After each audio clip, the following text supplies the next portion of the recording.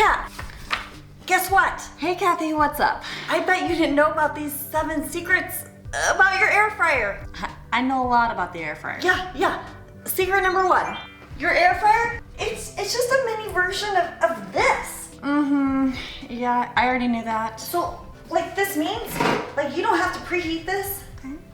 And seriously, it cooks faster than a regular oven. Oh, yes, that's very nice. That saves a lot of time. And it won't heat up your kitchen. Okay, I really like that. And even though the word fry is in air fryer, you're not limited to like your typical deep fried type of foods. Like seriously, you can air fry just about anything. Say what? Yeah, if you can like bake it or grill it or deep fry it, you can cook it in your air fryer. You can even cook like hard-boiled eggs, corn on the cob. Yes, you can even cook bacon.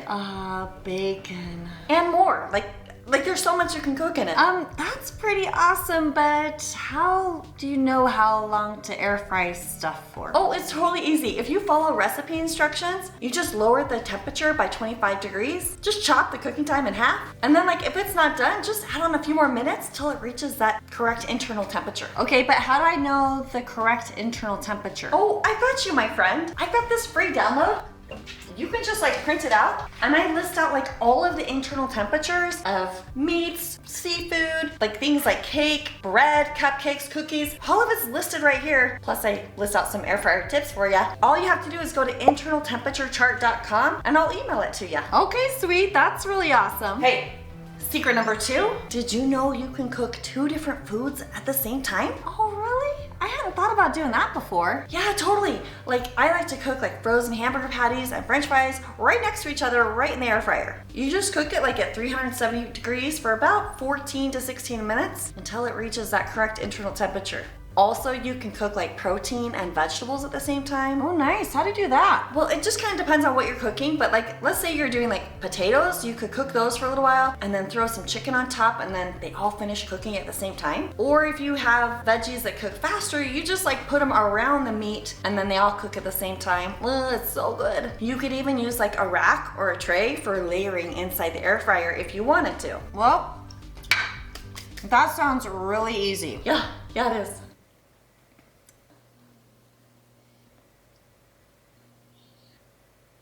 Oh yeah, secret number 3, if your air fryer is like starting to produce a lot of smoke, it's probably either getting really dirty, like they're in the fan and the burner area, which means you need to clean it. I know of a great YouTube channel that tells you how to clean it and there's lots of tips and tricks there. But more than likely, you're just cooking some fatty, greasy type of foods and all you have to do is put a slice of bread under the tray or the basket and it absorbs the grease and it solves that whole smoking problem. Oh, what a great tip. Yeah, I know. It's also a perfect solution when you're cooking like bacon. Oh, bacon. Okay, secret number 4. You can make amazing rotisserie chicken and Don't you need a special air fryer or attachment thingy? okay, well if you let me finish talking, I was gonna tell you, and you don't even need a special type of air fryer or that rotisserie accessory kit thingy. Yeah, it's so easy. All you do is like oil it and put your seasonings on, and then you just like place it in your air fryer basket, breast side down, cook it at 350 for like 40 minutes. Then you just like flip it over and cook it for 20 more minutes and then booyah! Amazing rotisserie chicken is ready for you. Oh, that looks really good. You ready for secret number 5? Yes, you can use your air fryer to finish off foods. What do you mean? So let's say you've got a frozen burrito. Microwave it like at 70% power for a minute or minute and a half, just till it's nice and thawed out. Then you could mist a little oil on it, pop it in your air fryer, and cook it for about 3 to 4 minutes at 380 or 400 degrees. It just depends on how crispy you like your burritos. You could also parboil vegetables or things like potatoes and then finish those off in the air fryer too. It just makes things nice and roasted and crispy. It's so good. Oh, I like that hack.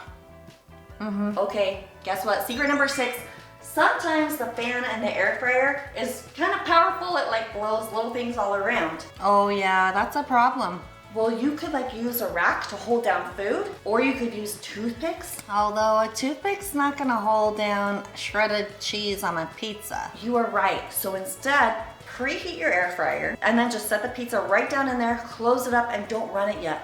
Just let the heat start to melt the cheese a little bit. Then, once it's heavier and melted, finish cooking it off. Ooh, I like that secret. Secret 7's gonna blow you away. You know how sometimes you wanna make like banana bread or something, but your bananas aren't soft and ripe enough? You can ripen bananas right in the air fryer. Whoa, what? Just keep the peeling on the banana, put it right in your air fryer basket, pop it in, then you just air fry it at 300 for like 8 minutes. The bananas are gonna turn like totally black and be really soft. Then you let them cool completely, and you can even pop it in the fridge and save it for like tomorrow. That is awesome. What else can you air fry? I know. So you've gotta watch these 15 things that you didn't know you could cook in an air fryer. And then you gotta make sure you're not making any of these 12 air fryer mistakes, because